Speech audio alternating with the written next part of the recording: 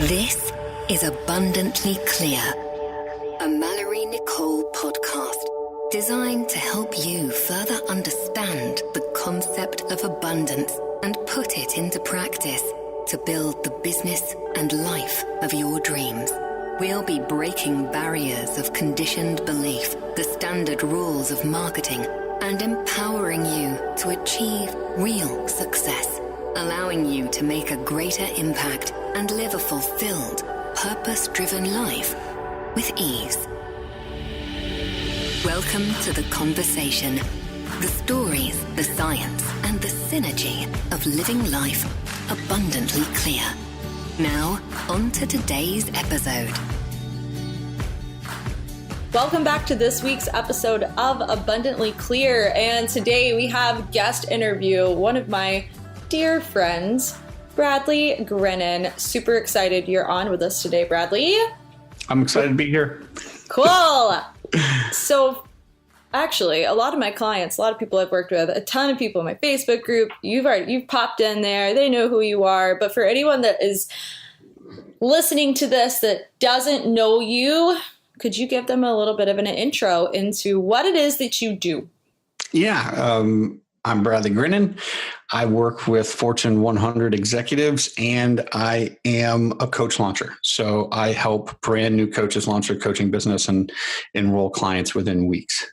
And he does a phenomenal job at it. Bradley has a really beautiful way of simplifying the way you explain things. I love watching your trainings. I mean, the way that I send my clients to them sometimes. If I've tried to teach them something and it's still not clicking, I'm like, okay, go to Bradley's group, go to this lesson, go to this episode and watch this thing. And they'll watch it and they'll be like, I get it. They need that other set of explanation and eyes and ears. And just, you have such a freaking amazing way of really simplifying what it means to build businesses from a place of giving value and building relationships. Well, I appreciate that. There's this concept that you have to master something complex. And then if you can't communicate it simply to someone else, you haven't really mastered it and it isn't really useful.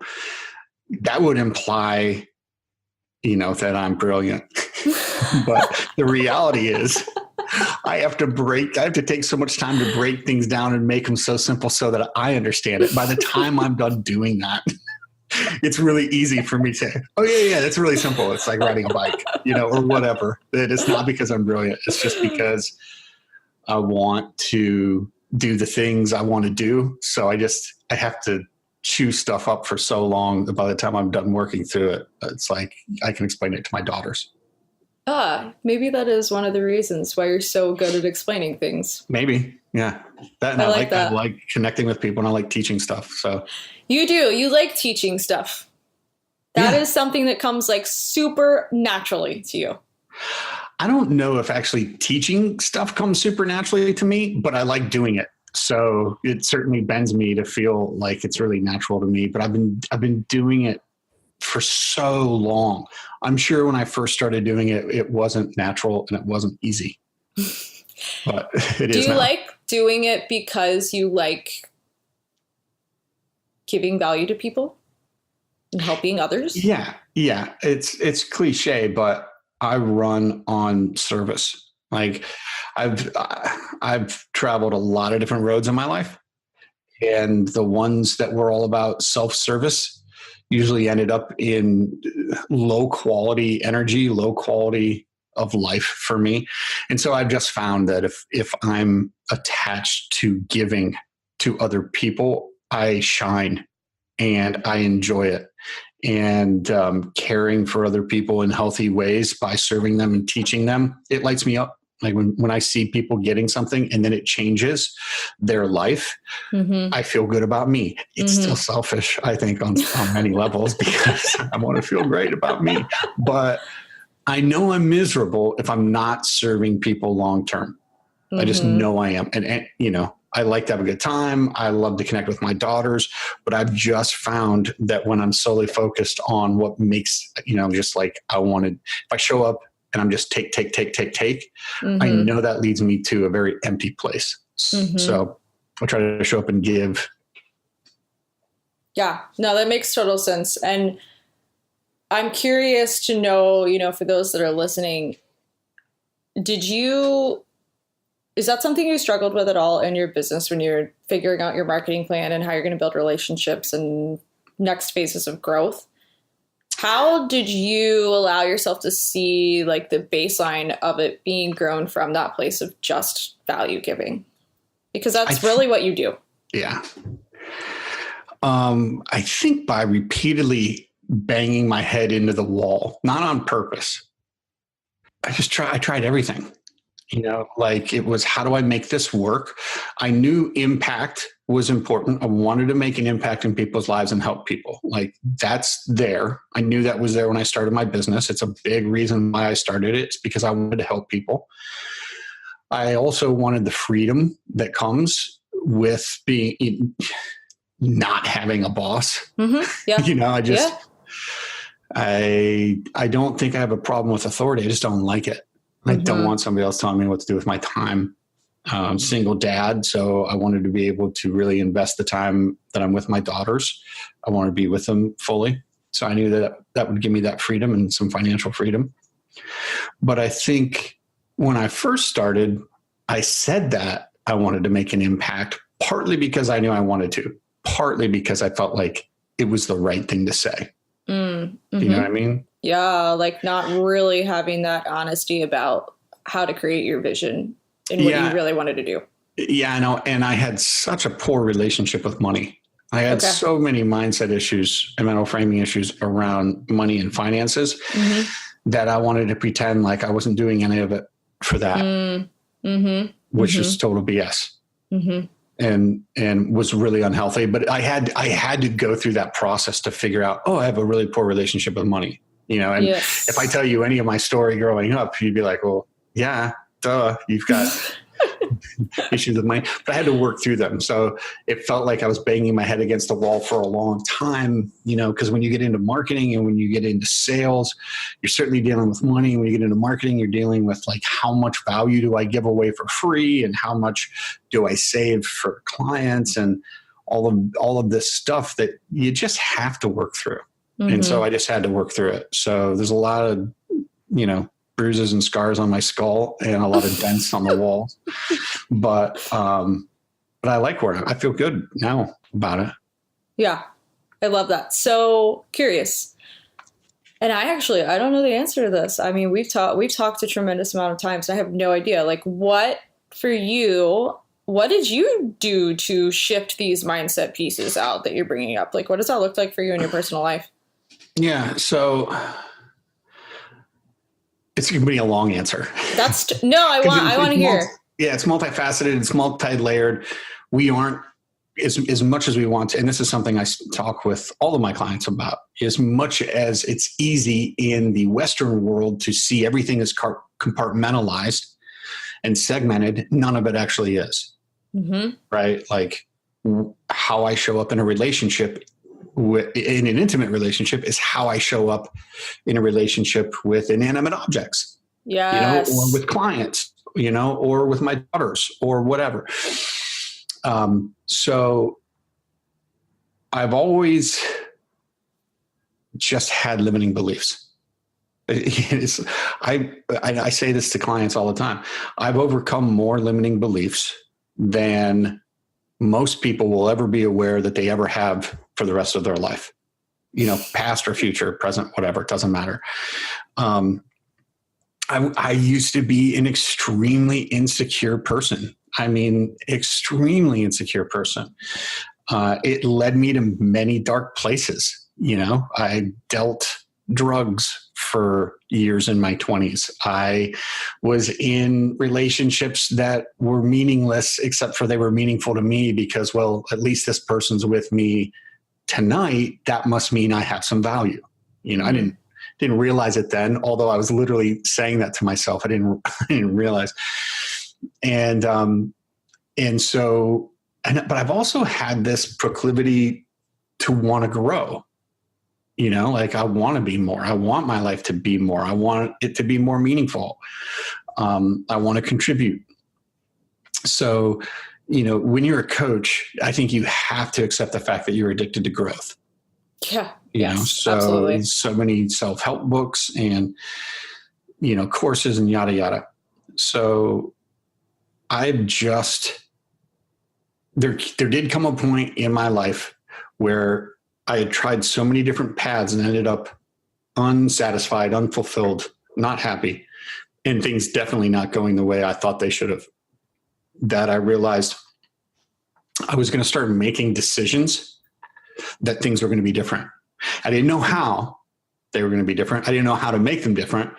I just kind of started drawing some lines in the sand, so to speak, and just making a choice. And so for me, the first thing was always the failure to have things go the way I wanted them to go, which how arrogant is that I think in this grand universe that things are better if they go the way I think they should.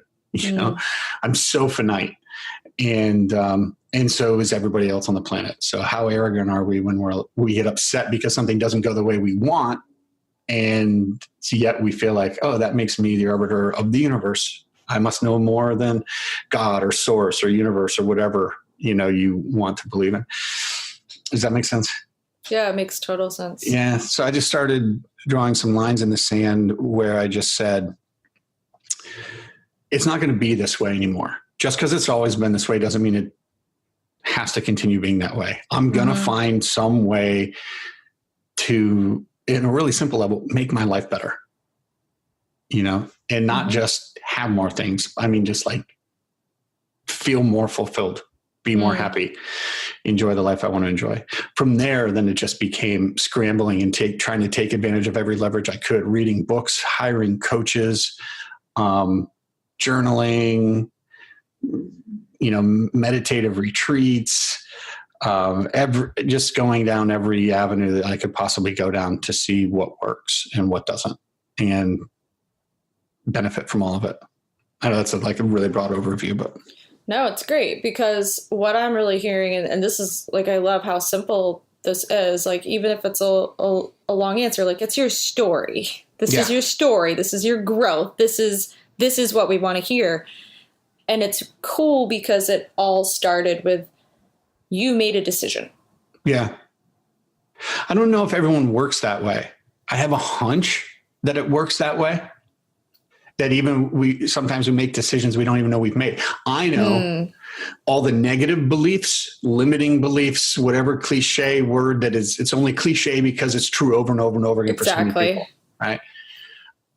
I know all of those beliefs. Those were decisions made that I wasn't aware I was making. Like someone tells me I'm not good enough when I'm 6, and I believe. And then I begin to affirm that. I didn't realize I was making that choice, but I was making that choice. Yeah. You know what I mean? And I think it just goes both ways. And so I kind of felt like, well, if it can go that way against me, why can't it go that way for me? So I'm just going to decide, what if I don't do those things anymore? Or, when part of my story was going through a divorce I didn't want to go through with 2 young daughters. And towards the end of it, it really came down to, I want to tuck them in bed every night and I want to wake them up every morning. And now that can't happen. And I don't know what to do. And I was just broke. Just as a human being, I just felt broke. And I remember just deciding, well, I can stay this way for the rest of my life, which would suck, or I can find a way to make decisions and implement and empower myself so that from here on out, my life with my daughters is actually better than it ever could have if this didn't happen, which at the time seemed impossible, but it didn't matter. It was just like, that's the decision I'm going to make. Now, how do I go about making that a reality? Does that make sense? Yeah, it's you really honoring that what you're experiencing is up to you. So whatever's happening, it's happening, right? Yeah. It's but happening. You're choosing. You can't control another person. Like, I wanted her to stay, but I just couldn't make her stay. Any way to make her stay would have been like highly illegal and unethical and immoral, right? It's just like, oh, you don't want to be in this relationship anymore. You have the freedom to go, and more power to her. Like at the time it crushed me. I can't imagine. I respect her for following what she felt like she needed to do. Mm-hmm. I respect her now for that. And I'm glad she did it because I love my life. Mm-hmm. And I wouldn't have this life if she didn't have the courage to say, no, I can't be me in this relationship. Yeah.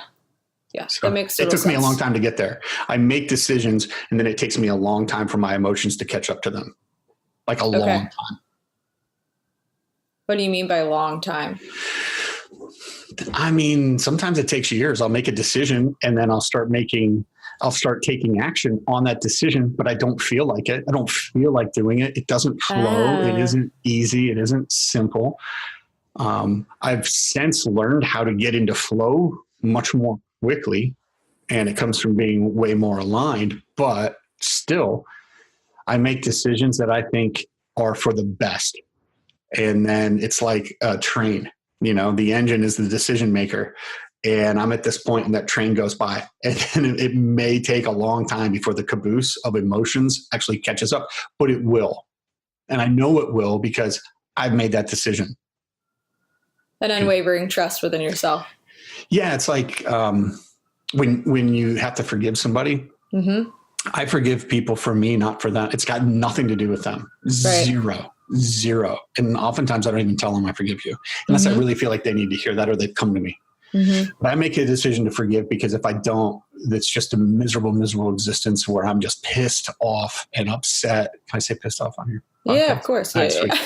I'm pissed off and I'm upset, and I don't it's okay for me to feel those feelings. I let myself feel them, sometimes like Michael Singer says in Untethered Soul, it's like a white hot poker coming through my chest. It feels that way. I let myself feel it because that's feelings or energy that pass through us. It's when I try to trap them or stop them that I actually hold on to them. Right. So when I forgive somebody, that's a decision that's best for me. But the next day I might wake up and I'm just as pissed off at them. And I literally have to remind myself, you don't just forgive somebody once. I think you forgive somebody over and over and over again until you actually do feel it and your emotions catch up. So when I forgive somebody, the next day I might be pissed off and I'm like, yes, I've chosen to forgive them. Not for them, but for me. I affirm it again. And then maybe later in the day, I have to affirm it again. But after a while, weeks, months, years, I see the benefit and I truly feel the decision I made whenever it was. That's a really long answer, but no, it's awesome. And Untethered Soul is actually one of my favorite books. I love it. He's got a course out now. Does he? That. Yeah, I it's didn't realize that. Three modules, but they're long. But I hear they're good. I haven't taken it yet. I actually was just looking at it yesterday. That would be an interesting course to take. I love his material. And one of the things that I struggled with, I don't know if this was the same way for you or not, but I went through a lot of trauma. And I got myself to a point in my life where I didn't know how to feel emotion because emotion just meant that it was unsafe. So everything was getting blocked and everything wasn't getting processed. And, I found that, sure, it might have gotten me far in career advancements and certain things, but I was really, really, really missing out on a lot of joy and fulfillment in life and understanding, just how to communicate with people and intimacy with relationships and all this kind of stuff because of my inability to feel. Yeah. Yeah. I mean, Michael Singer, David Data, Brene Brown, Mastin Kipp, it's and anyone else, because there is no new thought, and the thoughts that I have been around forever. Exactly. They're not even my thoughts. So if I shut down, this is Brene Brown 101, and same with Mastin and Michael and David. If I shut down my negative emotions, I'm also shutting down my ability to feel positive emotions. I just am. You can't half shut down. You shut down, you shut down to all of it. So you can have this existence that is pretty empty You won't feel pain, but eventually you will. But for the time being, you won't. Exactly. Or you can just accept that pain is a part of life, and you can remind yourself that you can handle it. And then you get to handle also the joy, the love, the ecstasy, whatever word you want to use to describe those. So for you, it all goes back to, because you're actually replicating the same kind of thing here in this one. I really like this. It's you decide first. It's always back to like you deciding. Well, yeah. So the change happens when I decide. I usually don't decide first, or I decide by default, you know. Okay. I'm a recovered control freak. I want to control everything. I want everything to be the way, because I am that arrogant when I let myself be, that I think I know best for everything in my life. And by the way, everything for everybody else. and I noticed like I was just always so angry, you know, and on some levels, of course, my ex wanted to leave me because I was always angry, you know, because things weren't going my way. Things didn't work out the way I wanted them to. No, I was never getting a break, blah, blah, blah, blah. All the things that when you really think about it are a victimhood mentality.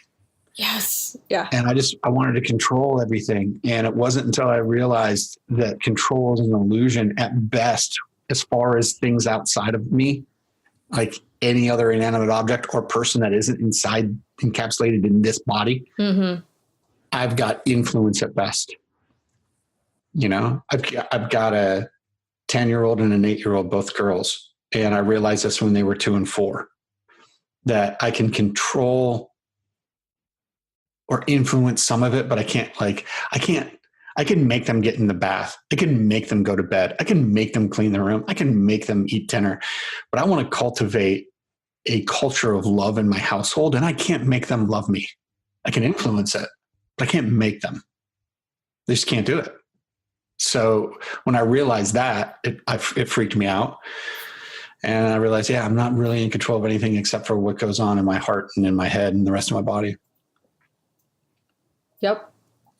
It's really weird how because I control freak too. And I think we're all control freaks. Right. And some of us have seen that and realized, oh yeah, I can't win that way. There's doesn't just no work. Win. Yeah, no, it can't work. It can't, because there's always gonna be something you can't control. And life will brutally show that to you over and over and over again. And I'm grateful that it did. I'm grateful that it showed it to me over and over and over again. At the time I wasn't grateful, but I am now. Well, yeah, because of course, why would you be grateful for something that you can't control when you're a control freak and all you want is to control everything? Yeah, no, I can't. One of the tools that was really helpful for me was just playing this game. And again, I learned this from Singer.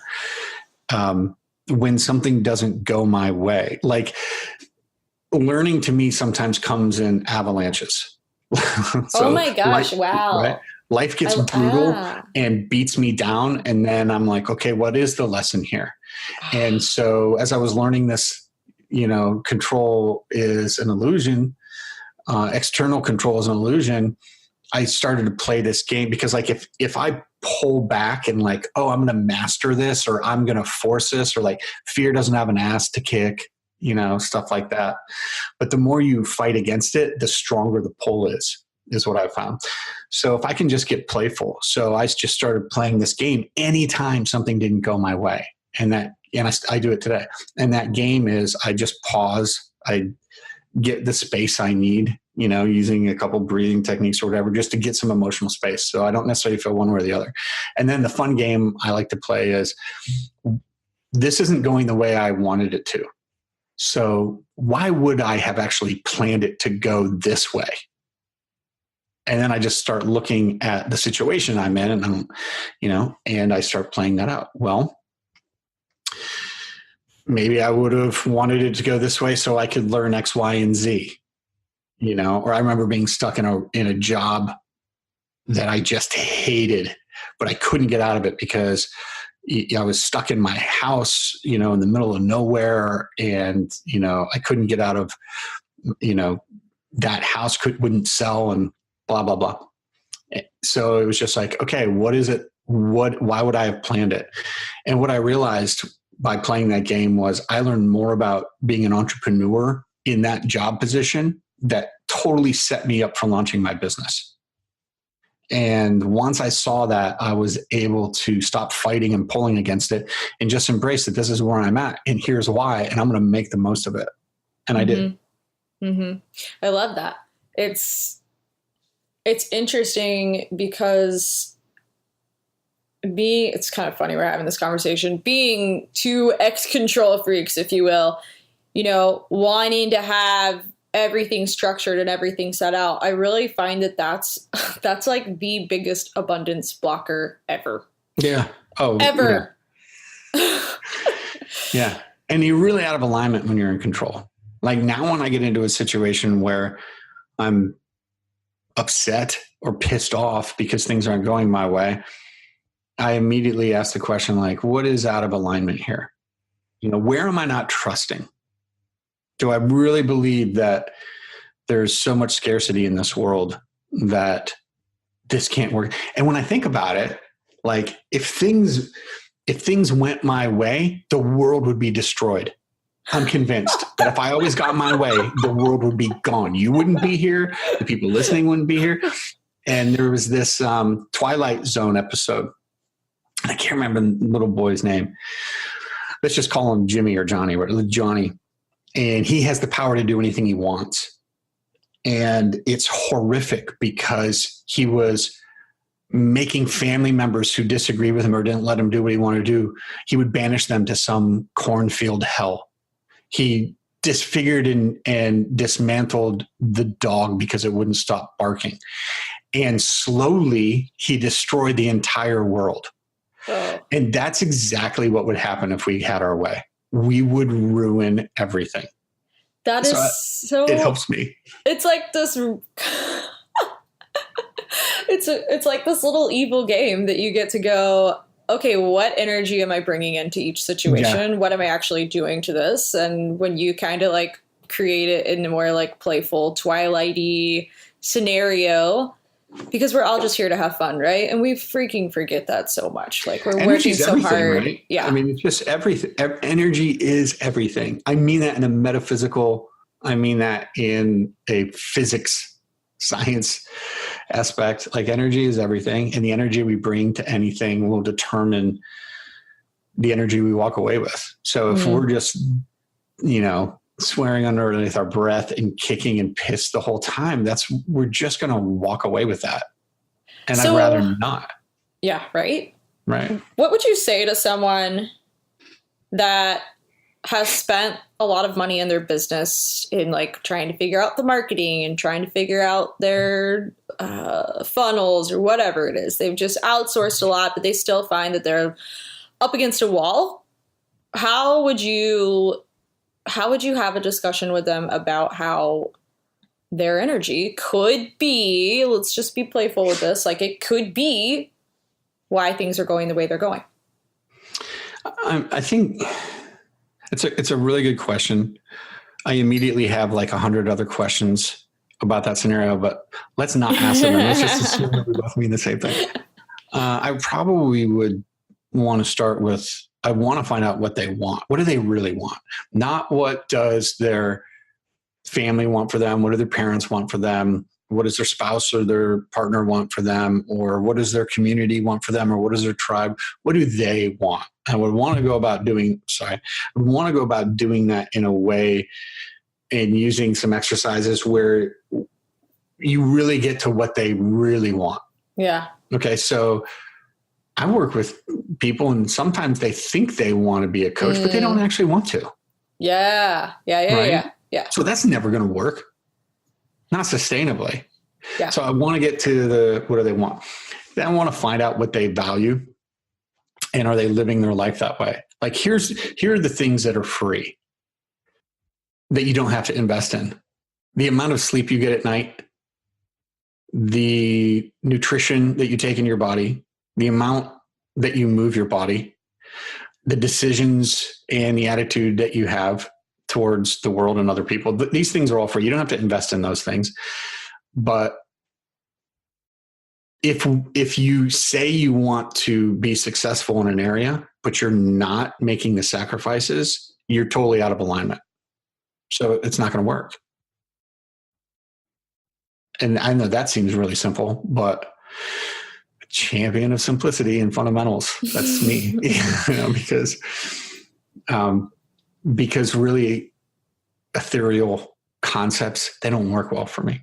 So, what do they want and what do they value? And then are they making decisions based on that? And if they're not, it could be just because they're not aware, or it could be something's blocking that. So let's figure that out too. But on some levels, you're always going to sacrifice something, so you sacrifice now or you sacrifice later. You're going to sacrifice no matter what. And it doesn't have to be terrible. It could be an awesome sacrifice. So the best things come from sacred sacrifice, I find. Not to get too spiritual, but it's just sacred because apologizing to me for getting too spiritual. I know. Yeah, I know I don't need to do that, but yeah. So that's the first. Then I would want to get into, what are you doing? You have to know who you serve and what result you get them. You have to know what's going on inside their head and inside their heart, what keeps them up at night. What are they daydreaming about when they're at work, staring out the window? What do they complain about? What are the mistakes they're making? What are the mistakes they're making they don't know they're making? Then you have to be able to put that into content and use that in your messaging because when you can put into words what someone's feeling and thinking before they're able to actually describe it, they immediately go, oh, wow, Mallory totally gets me. And then you have to know how to engage that. How do you engage them in a conversation? Because they won't say, the first thing that comes to their mind is, I think she might be able to help me. I wonder if she could. But they won't say that out loud because they know that's going to require either change, which is the most difficult, or money. I think people are weird about money. So, and then you've got to put all that stuff together over and over and over and over and over again to establish yourself as a leader, as an authority. And then you have to have very specific ways that you're going to actually implement that messaging and those conversations to enroll people. And then you better freaking deliver for your clients. And then you got to do it all over again. Yeah. Or you get to. Or you get to, yeah. Or you don't. Either way. Or you don't. Yeah. I love helping people. Yeah. So I sometimes forget that, just like I forget. I'm calling BS on you. I am totally calling BS on that. You love helping people more than almost anybody I know. And I think that's why your energy radiates the way that it does, because that's what you show up and do every single day. So sure, maybe you think you forget you love helping people, but I'm calling you out on that right now. Okay, so that's fair.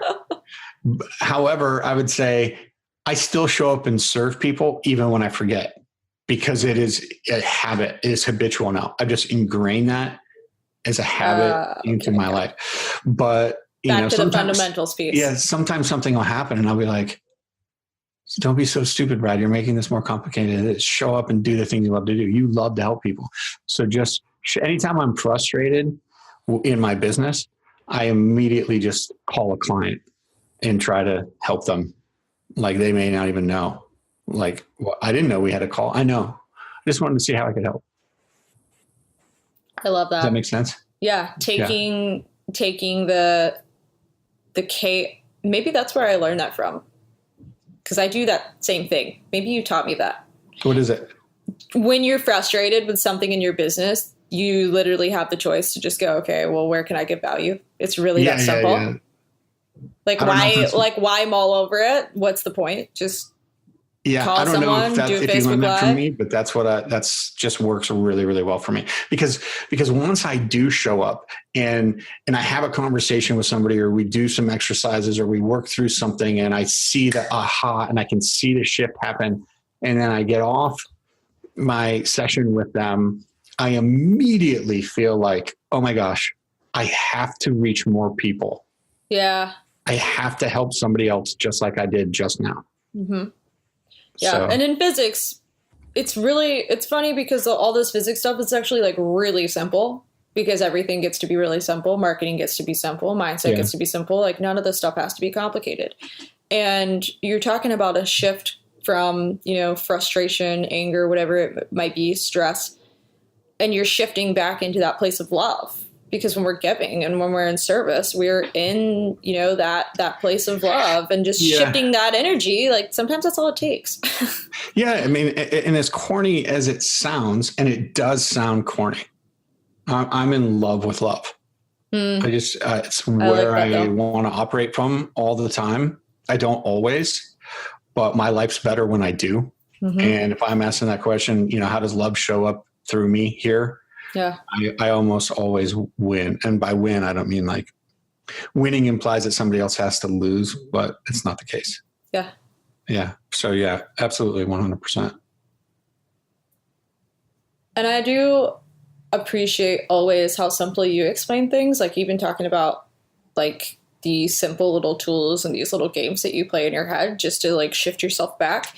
Because I think sometimes when we start thinking about self-help or reading Brene Brown or reading, Untitled Chapter, just trying to do the exploration process, mm-hmm. like our soul wants to explore something. I remember feeling this way, and I don't know if you went through this, of like, I don't know when the moment was, but I just came to that realization of like, all the chaos is just because I'm overcomplicating my life and overcomplicating stuff. This stuff's actually really simple. Yeah. And simple doesn't always equal easy. Exactly. But it doesn't have to. Yep. And you touched on that too. Sometimes when we're going through an up level, it might not feel amazing. Yeah. But the simplicity it doesn't. It really oftentimes doesn't. But being able to be playful about it and look at what's going on from that non super strict judgment point of view and just kind of like playing this game with ourselves. Like, how am I showing up? Yeah. And it's worth it. Like, I don't just come up with these things. I read a lot. I'm not a strong reader. It's a limiting belief. I'm just speaking it out loud, so that sucks, but whatever. I have never considered myself a strong reader, but I learned to speed read. And so when I am conscious of it, I will speed read. I hire coaches. I hit that point in my life we talked about earlier when I was going through my divorce many years ago, where I was just like, I don't know what to do here. So I need to have somebody guide me. And so I just invested in personal coaching, and I've done it ever since. I just have. So I read, I invest in coaching, I go to seminars, I enjoy courses. I mean, it's just, but it's more than spiritual entertainment for me. Yeah. This is like, I want things to be better, whatever that means to me. So I know somebody knows I'm not going to beat my head against the wall anymore because I did that for so long. So who do I have to pay to help me? That's literally how I show up sometimes. Like, who do I have to pay to help me solve this problem? It's that simple. Like, if I don't have a lawnmower, who do I have to pay to get my lawn cut? It's not any more complicated than that. That's kind of how I look at coaching. So, or who do I have to pay for the book that tells me what to do? Yeah. So, and I love that. And I think that there's a concept in the world of coaches, of coaching, that it doesn't get to be that simple. Like, it must mean like there's this big thing that you like can't figure out on your own. It's like a sign of weakness or a sign of, like all the crazy stuff that you hear. And I hear this all the time. I learned about self-improvement, or I learned about personal development when I learned about marketing. So like the marketing and the personal development being not all in one as if they're the same thing, but being integrated into an online world or community of stuff, and then learning about those two modalities. But you are reinforcing that, I don't think it's a belief. I think it's a truth that there's nothing wrong with you because you decide you want to hire a coach. Yeah. The scenario you described really complicates things because it attaches money. Anytime you attach money to something, if you don't have a proper relationship with money, it will confuse it to all hell. Mm-hmm. Right. Mm-hmm. And all hell will break loose in your life. So that can be difficult when you start your self-development while you're learning about marketing, because you don't market for free. Like, you market to end up being paid. But I first started just because my life was miserable and I didn't want it to be miserable anymore. Mm-hmm. So that's when I started hiring coaches, and it's just the way it is. Like, I talk to people all the time. You don't make it on your own. You just don't. I don't think we're supposed to. No, I don't. I really don't think we're supposed to. And so, yeah, why wouldn't you get help? But it's the same thing. It's the same thing. It's this facade, and I know it's in more than just Western culture, but certainly in Western culture, what's the American dream? I make it and I did it my way. Thank you, Frank. It's like, but your way probably sucks. And somebody has already done it. So why not learn from them how to do the thing you want to do? If it's how to get over your divorce, how to deal with bankruptcy, how to grow your business, how to connect with your children. Yes, I will give you money. Show me how to do those things. I have no problem with that. That's really healthy. So the ultimate thing coming back to is you really taking ownership of, like, what do I want my life to look like? Like, how do I want to be experiencing this? 100%. I spent the first half of my life, more than that, not taking ownership, not being responsible, shirking responsibility. It was always somebody else's fault. The government was out to get me. The postal service was out to get me. Insurance companies were out to get me. Well, women were out to get me. It was a really, really, really, really ultra shitty existence. Mm-hmm. And then I was like, well, maybe that's the wrong way to be. Maybe that's the wrong way to look at things and the wrong way to think. And so what do I have to give up? I'm going to have to give that concept and that construct up. So I had to dismantle that framework and build a new one. And yeah, you can't do that without taking 100% responsibility. I don't care. And I don't care who you are. I mean, Viktor Frankl taught us that it doesn't matter where you come from, what race you belong to, what time you live in, and what's been done to you, because he lived through the Holocaust and losing his family and being in a concentration camp. And he still came out the side with powerful meaning and a deep, fulfilled, meaningful life. And he impacted the world because of it. If someone can handle that, then I believe it can be applied to anything because of the horrific atrocities that were forced upon him.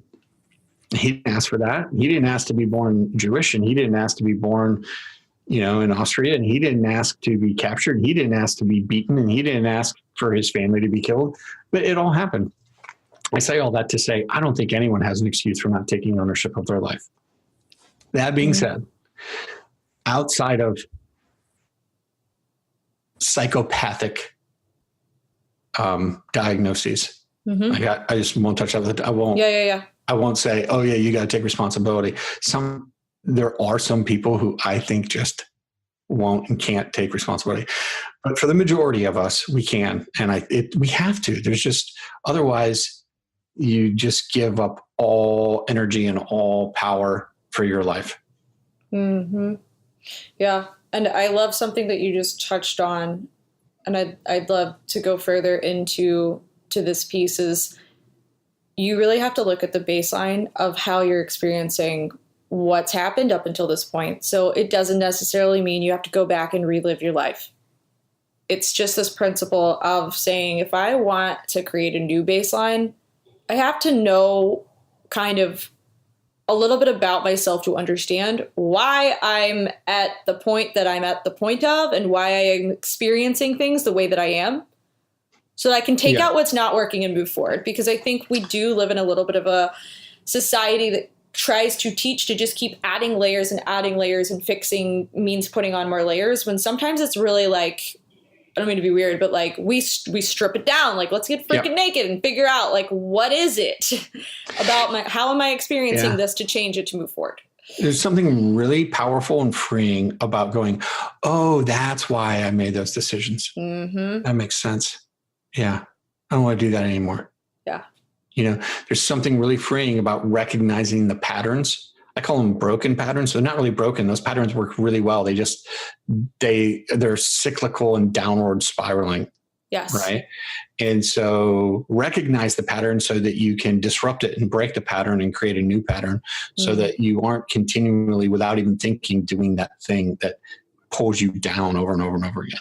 Yes. And did you find with like just that simplicity of taking the recognition into why you were thinking the way you were thinking, sometimes it really, there are emotions that come up, but sometimes there are things where you're like, oh, I get it.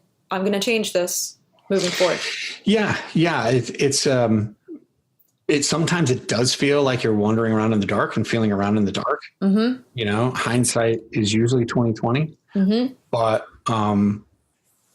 having that clarity helps.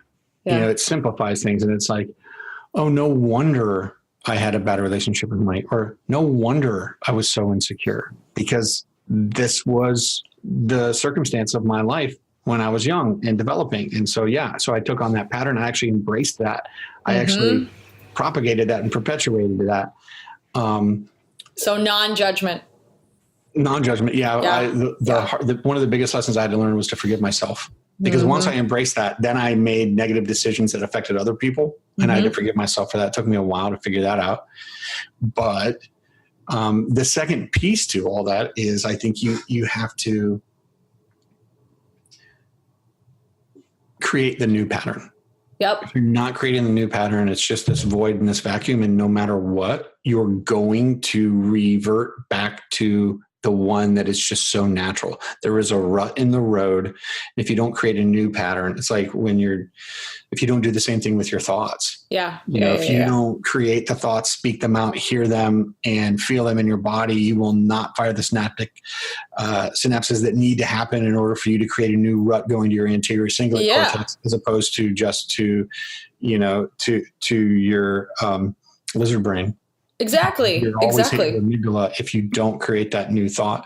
And it's the same way with patterns and habits. If you don't create a new habit, you're just going to fall back into the old one. That sounds really simple. It's so boring. It's not sexy, but it's got teeth. It's got real teeth. And I thank you for explaining the brain piece in that, because there's like this is how not overcomplicated this gets to be. Like, that's the way our brain works. That's the way our brain works. Yeah. It is. And we learn more and more about that every day. Mm-hmm. So, maybe 20 years from now, people will be like, yeah, we know that's not how the brain works. But as of now, we know that's how the brain works. And it makes sense. Yep. So you've got to run those new patterns. If you don't, you'll revert to the old ones. I like to explain it like a wagon wheel rut, on a trail. Like, you're just going to fall into them. So you've got to create new ones, and it's a further travel for your neural network pathway to get to your prefrontal lobe, where the anterior cingulate cortex is, where peace, love, joy, happiness, that's where those derive from. It's much further, so it takes more energy and more effort and more concentration to make that happen, as opposed to, flight or fight. Fight or flight, yeah. Yeah, I mean, our bodies go into fight or flight like in the snap of a finger. You know, at any given point, your body is like in that fight or flight phase, and we don't realize how much, and I know you I'm sure do this with your clients. I do this with my clients, and also have had other people, other mentors help each of us, reprogram how that operates in our own lives. We don't realize how much of what we're doing every single day until we decide to look and realize is just coming from that place of survival, fight or flight patterns that really are not serving us. They're not. I mean, sometimes they do, but most of the time, like, I know if I'm in a relationship now, so this doesn't apply, but like, if I ask out a woman and she says no, and I go into fight or flight mode, I know that doesn't mean I'm going to die, but it feels like it. Right. Because thousands of years ago, if I was rejected by the tribe, I would be on my own. And then a predator or extremities, weather conditions or lack of food or sustenance, I'd get picked off. Exactly. And my nervous system doesn't know that. My amygdala certainly doesn't know that. My monkey brain's just like, just all the time, just banging against the cage and screaming out loud. Calming the monkey mind.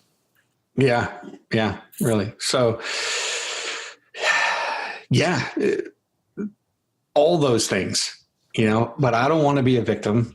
And I know if I can make a choice, somebody else has figured out how to do the thing I want to do. And so I want to go about doing it. Now, I may find out halfway through that process, I don't want to do that. And that's okay too. I'm fine with that. But what I don't want to, what's the difference between pain and suffering? Pain is what we are experiencing. Suffering is choosing to experience it over and over again. I'm okay with pain. I just don't want to suffer. I love that. I don't have to. I certainly didn't come up with that. I can't remember. It's been around for so long. Well, you just regurgitated it, and I know someone listening needed to hear that. So thank you. Sure thing. Awesome. I love all this, Bradley. And if, we didn't talk about this a whole heck of a lot. We started talking about some other stuff. But to wrap this up, if someone's listening to this and they just absolutely are loving everything that you're putting out, how can you help them? What can you do? You tell us a little bit about Coach Launcher. I would love to talk about that for a second. Sure. Coach Launcher, I developed it so that people wouldn't have to go through what I went through to launch their coaching business, which was many years in being stuck. Cool. So I work with new coaches, consultants, service providers who want to launch their coaching business and they want to start enrolling clients right away, within weeks, not within months or years. And so that's what we do. There's several components, but basically it is the support, the mental framing or the mindset required, and then what to do in order to do that the quick way, not the slow way. And it's a lot, like we said, it's a lot more simple than people make it out to be. It's not always easy. In fact, it isn't easy. And, I don't do the whole 7 figures in 90 days. It's BS. But you learn to enroll one client and you can do that over and over again. That's sustainable. So I teach it in a sustainable way. And that's what we do with Coach Launch. I love it. And you have an amazing program. I've seen the back end of the stuff that goes on in your group. Really amazing results that your clients are getting. You attract some really wonderful people into your group. Yeah, you do the same. We just attract what we're doing. I think we just reflect, where we're at. So I get to know my clients really, really, really well and teach them how to attract the same kind of clients really, really, really well. But it's fun. I like doing it. Yeah. I just like it. I just like doing it. Like when someone enrolls a new client, I've got a bell on my desk that's sitting right in front of me that I ring. And I get more excited than anything else when one of my clients enroll their first client or the second or the third for that matter. I pop champagne into my live group, and someone's ringing this bell. It lights me up because fun. I just remember being there. Like my clients within 2 months are already 2.5 years ahead of where I was when I started. And I do really well now. Like this is full time. I don't worry about money. And so sooner than later, that's where they're going to be if they keep on doing the right things. I love that. And it reinforces again that fundamentals piece. Like if you do something once, you can do it again. It doesn't have to be super complicated. Like let's learn the basics and then let's expand on that and just keep growing with it. Yeah, you can do complicated things. But you don't have to. You don't have to. No, and you can break the rules, but like I've always learned, and I didn't understand it at first. I just kind of accepted it because people that I really trusted were saying it to me. Like, you can break the rules when you master the basics. Once you master the fundamentals, then you get to kind of do whatever you want. But it's that way for anything. Yep. Like it's that way for any discipline. It's like you've got to master it first. And so master the fundamentals. And they're not that complicated. Know what people want, know what they need, give them what they want, and give them what they need, and then learn how to communicate with them in such a way that it ends up building trust. And they say, yes, I want to pay you to help me with this problem. Yes. I love it. Cool. Thanks for having me. I'm so glad you hopped on. I always love hanging out with you. Always love hanging out with you. All right. Well, thank you again for your time. Absolutely. Really, really appreciate it. You always have so much insightful value to give. Love being here. And if I ever get back to doing my podcast, I'll have you on. I stopped doing it like a couple of years ago because, you know why? It's because I fell in love with live video. So Periscope or Facebook Live. Yeah. I love the interaction. Like I started blogging, then I moved to podcasting because I had more freedom to interact. Now the live stuff, webinars and blah, blah, blah. Just love interacting with people. But if I ever do, I've had you on a live webinar before or an interview before. So we've done it. Cool. All right, Bradley. Thank you so much. And we will see you soon. Thanks, guys. Until next week. Thanks for listening. As you put these concepts and practices into action, you'll begin to see the benefits of living an abundantly clear life.